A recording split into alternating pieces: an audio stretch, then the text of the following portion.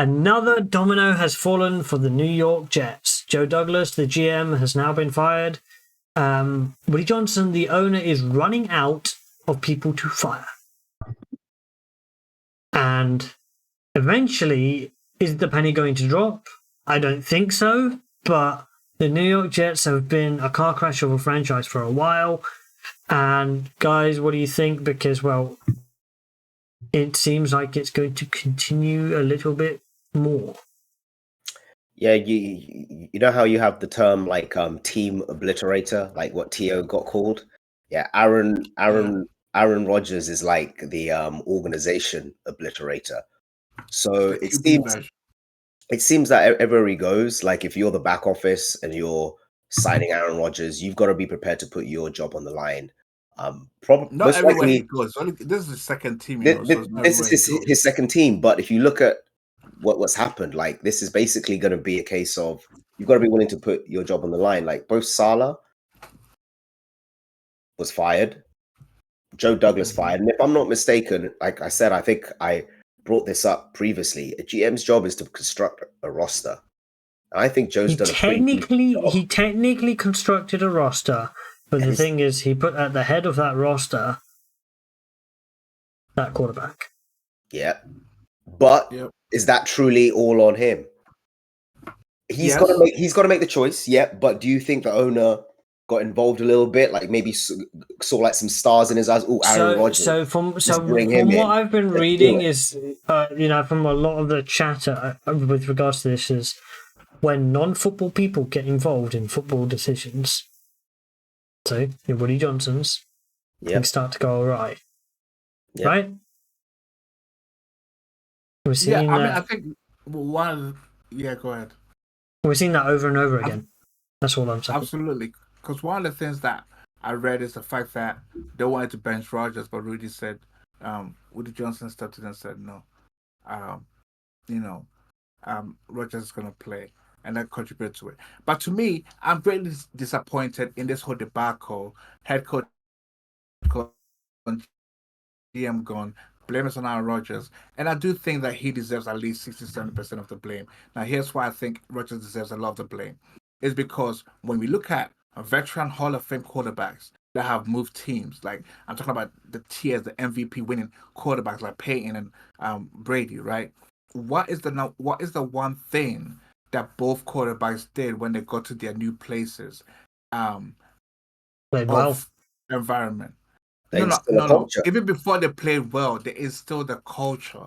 When they got there, they knew that the stature and my achievement and what I am in the game, my teammates are going to look to me to inspire them. So let me start building chemistry with them in the off season. Peyton and Brady, they did the same thing. They got their receivers together. They spent a whole month, summer, training, repping, practicing reps, throwing, eating together, staying at places. Even little old Kyler, my callback. Okay, no, I'll give an example, right? Saying? So, Philip Rivers, right at the tail end of his career, he goes into Indianapolis, leads to the playoffs, right? That 1 year that he did, still led the team, and it was a good roster. Okay, Rodgers, you can't foresee what happened last year. Obviously, 4 plays and he's done. Yeah. But then this year, everyone's like, this team is supposed to be good. Yes. And they're anemic. So, Aaron Rodgers, I think the personality trait is what's contributed to part of it, because especially when you are a veteran quarterback, right, and you're used to how players play and you're used to how you play with certain players. When you go to a new team, the preparation aspect of it is so important in that veteran ages, and that's demonstrated by Brady and by Manning. And they showed that when they go to the new destinations, and Philip Rivers too, it's about the prep. It's not so much about to be successful, you've got to be able to do it off the field. Now, in all of that, I'll throw an anomaly here. The one quarterback that was able to do it in his old age, where he just hop off the couch and come in and still has a successful season, was Brett Favre. But Favre was different in terms of like the way he was built, because he was on the couch when the Vikings called him 2009, and he came in and he led them to the. But the NFC do you know the Championship funny? game. Do you know That's the different. irony is, right? There have been some amusing rumors because of JJ McCarthy's second surgery, which could Yeah. complicate things going into next year, right? We don't know. We don't know. And because we're early, we're Dallas? still midway through this season, right? Dallas. No. Can he fulfill the prophecy of following in Brett Favre's footsteps? What? To Minnesota? That's the jokes that have been going around today. I would love to see that happen, but right now it's almost it's weird, right? Okay, so he is following sort of the Brett Favre arc, right?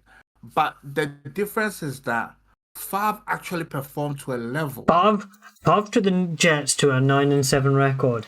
He's not taking the Jets to a 9-8 even. Exactly. So Favre has been more successful with the teams that he joined later in his career. Like that's what I said. He went to the Vikings in the NFC Championship game where they lost to the Saints, which was incredible for them at the time. So I'm like, he's doing it, but it's not being successful. So, And that's the thing. It and hasn't been successful. And for me, I honestly think that this GM job could become a bit of a poison chalice. And the reason is, and there's only one reason behind it, it's Woody Johnson. Because now he's we've seen leaving the the team consistency. anyway. So they're Is going to he? have a new owner. Yeah. This is his last season with the team. He said, he announced it, that he's leaving and, what do you call it? He's leaving it with his brother. His brother's going to run the team. He doesn't want to run the team anymore. He's done. Yeah, I've heard those rumors as well. Because I think I'll he's coming believe to it. Europe. I Yeah. will believe it when I see it. But I think we're just going to leave that there. It's just another domino falls, but ultimately the buck stops with the guy at the top, right? And I've seen it in my own professional life where you can fire as many people as you want, but ultimately the guy at the top's got to topple, otherwise it's never going to go anywhere. But yeah, please drop a like on the video, please drop a subscribe, and we'll catch everybody on the next video.